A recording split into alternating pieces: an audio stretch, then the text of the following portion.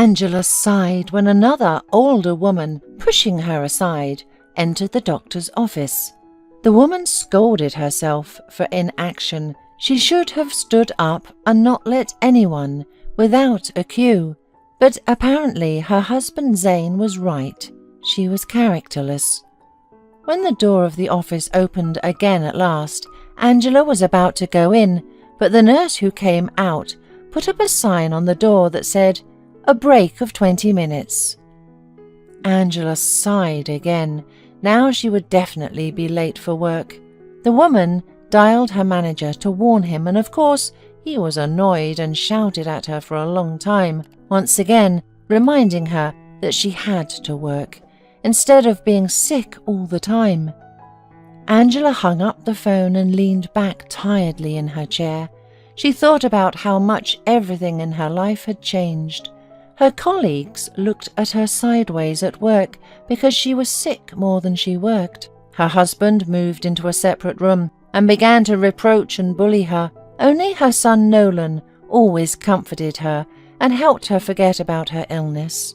When Angela met Zane, Nolan was 2 years old. Then Zane proposed to her, and Angela worried about how the boy would react. It was impossible to say that Zane loved the child, but he treated him well, never raised his voice, often gave gifts, and Angela made up her mind. But that was 5 years ago, and now everything had become different.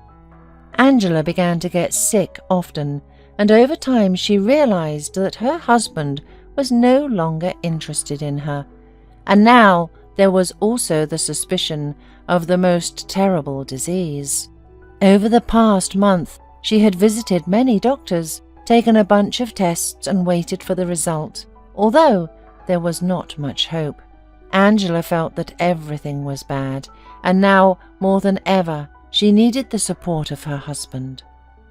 On the way back from the clinic, Angela picked up her son from school and went home. At home, Nolan immediately hid in his room, as he knew that now another scandal was about to start, and he could not watch his mother cry. And so it turned out. Zane yelled at his wife, showering accusations and blames. "I'm so fed up with all this. I want a normal wife, not one who smells of medicine and is constantly ill." Angela tried to calm Zane down, but he didn't want to hear anything, and accusing her of being worthless again, left, slamming the door. Angela knew that he would not come today. It seemed to her that her husband had already had another woman, and he deliberately arranged these scandals to leave the house more often, while she really needed his support right now. The next day, Angela could not stand it and called Zane to ask if he was coming home today. In an almost pleading voice, she tried to explain to her husband how much she needed him now, but she ran into a wall of indifference and rudeness. "Angela, stop whining. It's disgusting to listen to you. I've been thinking a lot, and I realized that I really don't need your problems. Solve them yourself," Zane said sharply and hung up. Angela cried again. After work, Angela went to the hospital to find out the results of her examination. Her fears were confirmed. The doctor told her about the long treatment period, maybe a year or more, but he was not sure if she would ever recover. "You and your family will need courage and patience over the next year, and believe in my experience. A successful result of treatment depends a lot on the support of your family," the doctor said sympathetically, looking at his sad patient. Angela left the clinic, almost unbearable to see anything in front of her because of the tears. She was faced with a dilemma and did not know what to do now. Telling Zane about the disease is impossible, and if not to be treated, then Nolan will remain an orphan. She had no parents and no one to help her. Suddenly, a car honked in front of her. Angela shuddered and saw a man jump out of the car, run up to her, and hug her. Angela, is that you? It can't be. Bruce? Yes, it was him, Bruce, her classmate and first love, who, to Angela's great regret, had always treated her only as a friend, and she, therefore, never told him about her feelings. Immediately after the army, he was going to leave for work on the other side of the country, and knowing this, Angela decided to take the initiative. Bruce became her first man, and their few nights together were the most vivid memories of her unrequited love. Angela, you just have to have coffee with me right now and tell me how you're doing. Angela smiled and agreed. She was pleased about this unexpected encounter. When they sat down, Bruce began to talk about himself. As it turned out, all this time he had been working at the mines making money, and now he planned to open his own jewelry business. After finishing his story, Bruce eagerly asked Angela to tell him about herself. Well, there is nothing interesting about my life. Married, have a son, work as an economist. Angela said a little sadly. You studied design, didn't you? Yes, I was, but my husband said it's not a profession, it's just a mistake. What a strange husband you have. And why were you crying when I met you? It was because of the wind, lied Angela. Of course, Bruce did not believe her, but decided that he would find out later. He looked at Angela and could not understand what had happened to her. She was always so cheerful, but now she was sitting in front of him exhausted with slack eyes, and she looked much older than her years. They exchanged numbers, and Bruce made her promise that they would definitely meet again. When Angela returned home, she was greeted by Nolan, joyfully running out to meet her, and strangely enough by Zane, who did not feel the slightest bit guilty. Without giving Angela a chance to come to her senses, he pounced on her with reproaches and questions again. Well, and where were you? You actually have a family. Have you seen a doctor? When will you know the results of the checkup? Angela smiled guiltily and handed Zane the papers.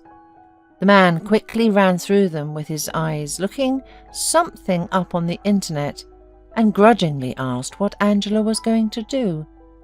After learning that she will have to undergo long-term treatment and care, Zane silently started to gather his things. I'm sorry, but that's without me. I've got my whole life ahead of me, and I don't need a sick wife and another man's child, he said irritably. Zane, don't do this to us. Not now. We'll be lost without you, mouthed Angela with difficulty, feeling the tears choking her. It's not my problem anymore. Why should I carry such a burden? The man continued packing, while Angela was crying profusely. How had it happened that there was no trace of their love? The woman rushed to Zane, trying to stop him, but he just rudely pushed her and threw the keys to her apartment, left, slamming the door loudly. The keys landed right in her face. A drop of blood spurted from her injured eyebrow. Nolan cried, and Angela cradled him in her arms. They both sat there on the floor. The boy calmed down a little and only sobbed, while Angela stared at the wall with unseeing eyes, wondering what to do now. From that moment on, things got even worse. A month passed. The money was running out at a catastrophic speed.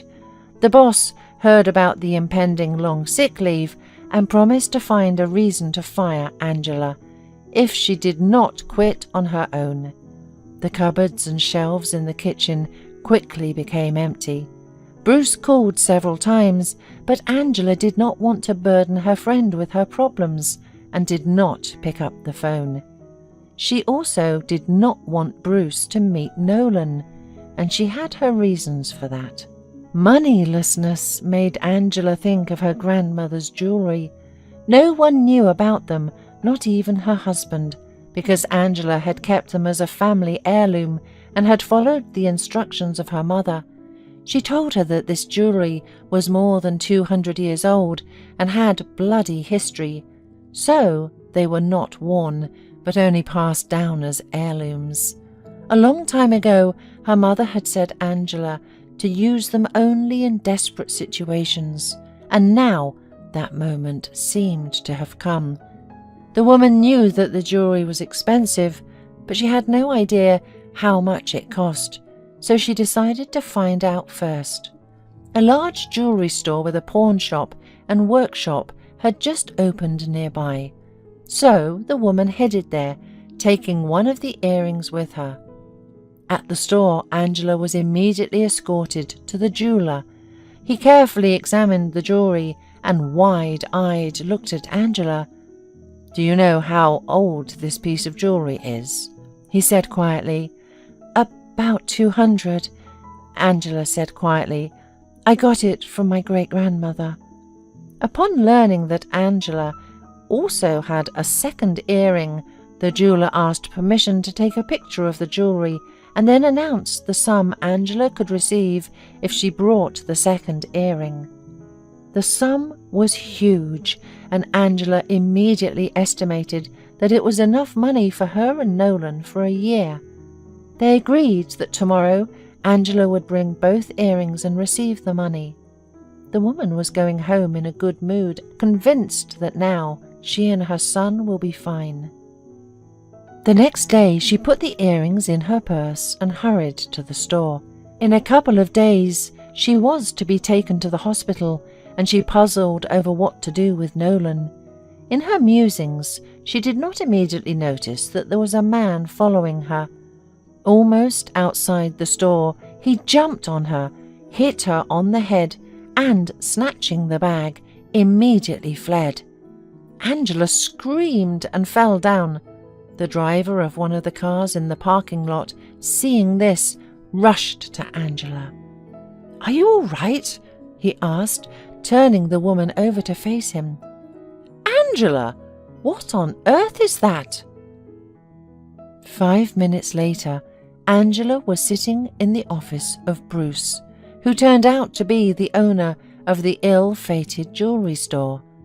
The man nervously paced from corner to corner, trying to find out from Angela the details of what had happened. "Angela, do you remember if anyone knew where and why you were going today?" "No, no one." "Wait, only your jeweller knew?" And Angela told him that she had come to the store yesterday to appraise her great-grandmother's earrings. "And why did you want to sell? Although, okay, we'll talk about that later," said Bruce, and asked the secretary to ask for their jeweller. But when the man heard that he had taken the day off yesterday, just after Angela left, he understood everything. The man ordered his driver to take Angela home and told her to stay home, not to go anywhere, and not to open the door to anyone. He promised he would come in the evening to talk about everything. Angela stayed at home with her son. Nolan could see that his mother was thinking about something and crying all the time, but he did not ask her about anything. Unexpectedly, the doorbell rang. Nolan ran to open it, but Angela abruptly stopped him, cautiously went to the door, and peered through the peephole. It was Bruce, and next to him a man in uniform. She sighed in relief and opened the door.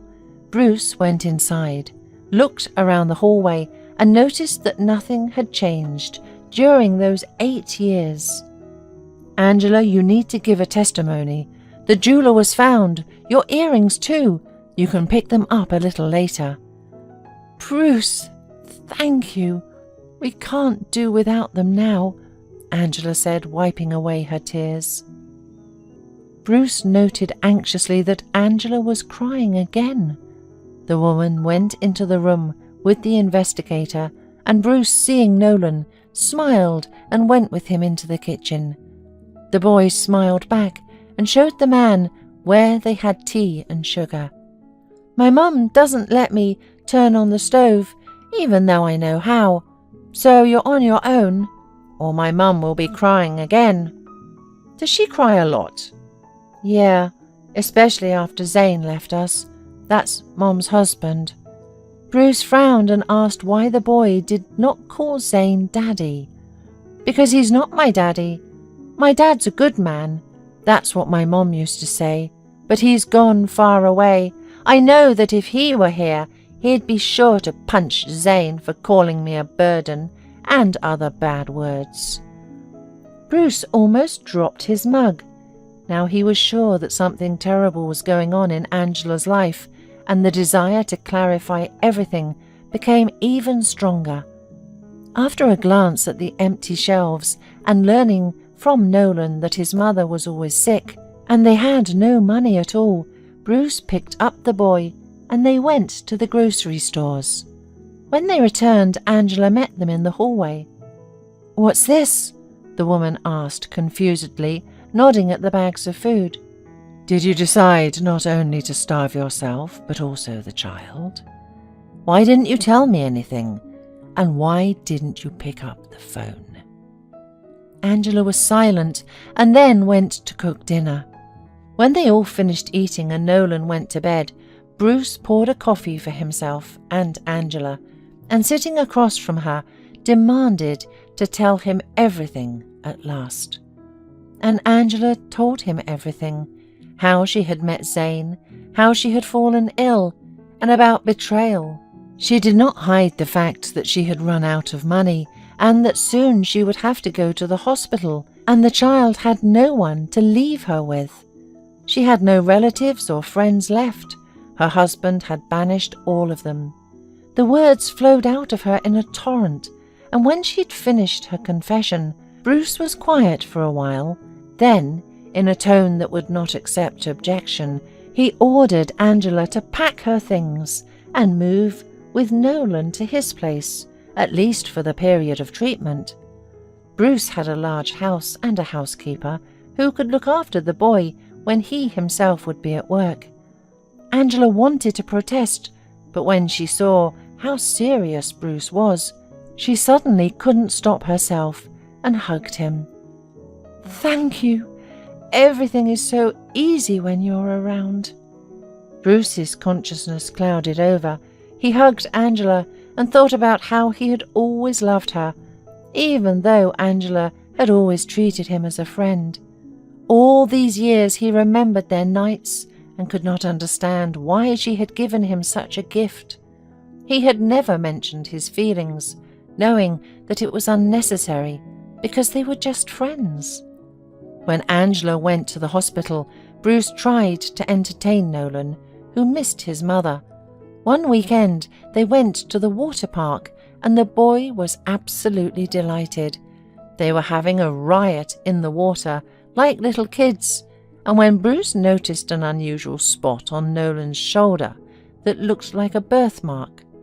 "What have you got there, Nolan?" "Oh, it's a birthmark. Mom says it's just like Daddy's." Bruce felt himself getting covered in icy sweat. "And how old are you?" After hearing that the boy was 8 years old, Bruce wondered, and then decided that he was going to have a serious talk with Angela today.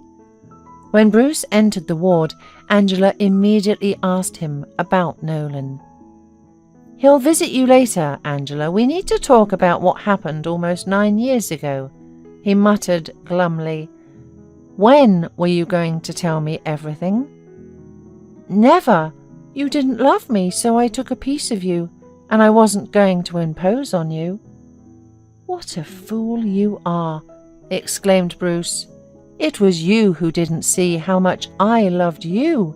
Angela looked stunned at Bruce and finally realized how wrong they both were.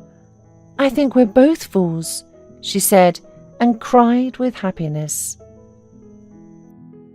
The company where Zane worked was doing poorly, and this had a big impact on the salaries of all their employees.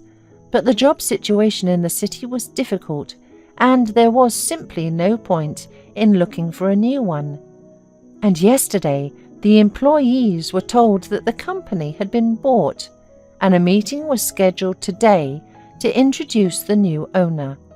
Few people were happy about this turn of events. People did not expect anything good from the woman in an executive role. Most of all, they feared that she would fire all of them.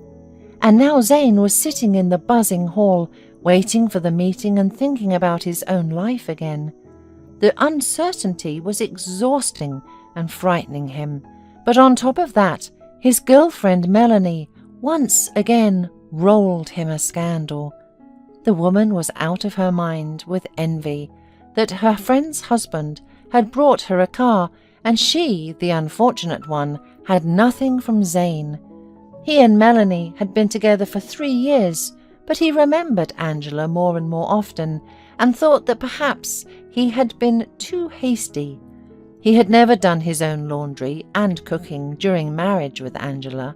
Unlike her, Melanie constantly refused to do the housework, excusing herself with fatigue. Yet he lived much better with Angela.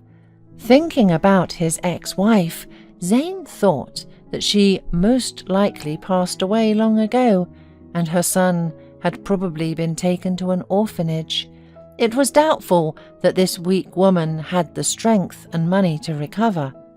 People in the hall moved, and Zane saw that a young, beautiful woman, most likely the new boss, came on the stage.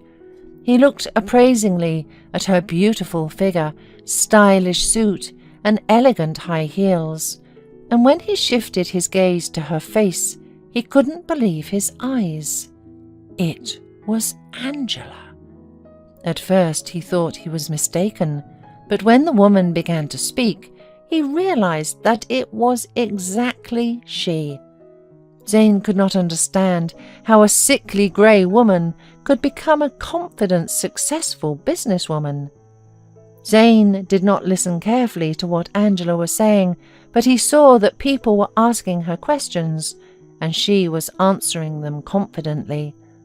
After the meeting, he heard from another colleague that they were satisfied with the new management and people had hope for better times.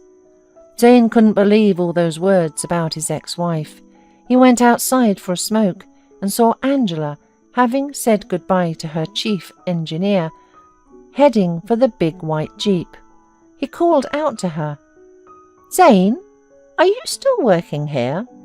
I thought you became a big boss in a company somewhere." "And you've gotten spiteful, Angela." "And why should I be nice to you?" replied his ex-wife, smiling. Zane was eagerly looking at Angela and trying to find the words to hint to her to renew their relationship, as suddenly as saw the same jeep, but black, drive into the parking lot, and Nolan ran out of it and joyfully rushed to his mother. "Walk a little, I need to talk to you, Mother," Zane shouted irritably to the boy. "Who's bossing my son around here? You're Zane, aren't you? I've wanted to see you for a long time." Bruce gritted his teeth and punched Angela's ex-husband in the jaw with a swing. "Go and write your resignation letter, and don't you ever come here again." Both cars drove out the gate, and Zane sat in the dust for a long time. Then, spitting angrily, he staggered home, anticipating a terrible scandal. Though now without a job, his girlfriend hardly needed him at all.